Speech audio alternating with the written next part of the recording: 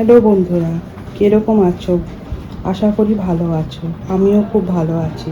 তোমাদের সামনে আজকে আমি নতুন একটা রেসিপি নিয়ে এসেছি, যেটা হচ্ছে বাটার চিকেন।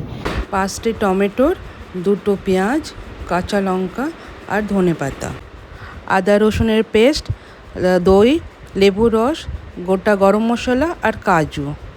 ধুয়ে রাখা চিকেনটা, 1 কেজি চিকেন, লেবুর রস দিলাম, তারপরে নুন দিলাম, তারপরে হলুদ, লঙ্কা, আদা রসুনের পেস্ট, দই আর জিরা পাউডার। এবার মেখে এটাকে আধা ঘন্টা 40 মিনিট ম্যারিনেট করে রেখে দাও। এখন প্যানটা রাখলাম, প্যানটা একটু গরম হলেই তেলটা দিলাম, তেলটা দিয়ে গরম হয়ে গেলে তা বাটারটা দিলাম, বাটারটা দেওয়ার পরে চিকেনটা দিলাম, ফ্রাই প্যানের মধ্যে দিলাম। তো একটু ফ্রাই হওয়ার জন্য একটু ওয়েট করলাম, করার পরে পাল্টিয়ে দিলাম, এপাশ ওপাশ পাল্টিয়ে একটু দাগ দাগ লাগলে তারপরে নামিয়ে দিলাম। এরকমভাবে বানিয়ে তারপরে নামিয়ে রাখলে দেখো কত সুন্দর দেখাচ্ছে, দেখতে কত ভালো দেখাচ্ছে।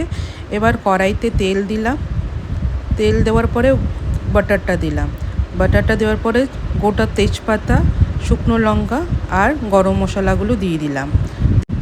এবার পেঁয়াজগুলো দিয়ে দিলাম, পেঁয়াজগুলো দিয়ে একটু নাড়াচাড়া করে হালকা ব্রাউন করলাম, বেশি করব না। তারপরে টমেটোগুলো দিয়ে দিলাম, টমেটো দেওয়ার পরে কাঁচা লঙ্কা দিলাম, ধনেপাতা, তারপরে কাজুগুলো ঢেলে দিলাম।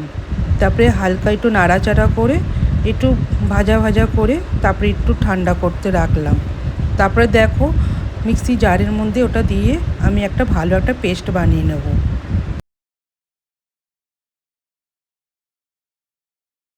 এবার পেস্টটা হয়ে গেছে, দেখো বন্ধুরা কত ভালো মিহিন পেস্টটা হয়েছে। দেখো এরকম করে পেস্টটা বানিয়ে নেবে, খুব ভাল লাগবে তারপরে বানিয়ে খেতে। এবার কড়াইতে আমি একটু তেল দিয়ে দিলাম, তেল দেওয়ার পরে কড়াইটা একটু গরম হয়ে যাওয়ার পরে একটু বাটারটা দিলাম, বাটারটা দেওয়ার পরে যে পেস্টটা বানিয়েছিলাম সেটা ঢেলে দিলাম, ঢেলে দেওয়ার পরে একটু ভাজা ভাজা হলে নাড়াচাড়া করবে।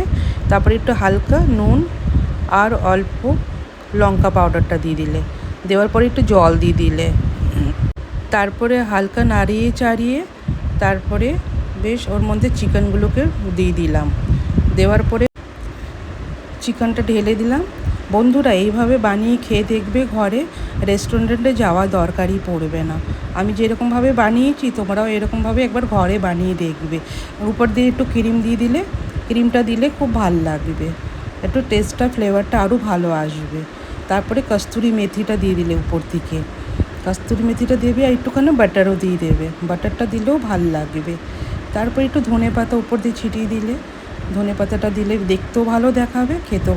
হ্যাঁ বন্ধুরা দেখো এবার তো হয়ে গেল এটা বানানো। এবার আমি নামিয়ে নিলাম বাটিতে, এবার বাটিতে নামিয়ে দেখো কত ভালো দেখাচ্ছে, একদম হোটেলের মতন খেতে লাগবে। তোমরা এইভাবে একবার বানিয়ে দেখো, বাচ্চারা খুব ভালোভাবে খাবে, খুব ভালোভাবে পছন্দ করবে। দেখো প্লেটে আমি এইভাবে সার্ভ করেছি, বাটার নান করেছি আর ভাত, সালাদ আর বাটার চিকেন, এরকমভাবে সার্ভ করে তোমরা একবার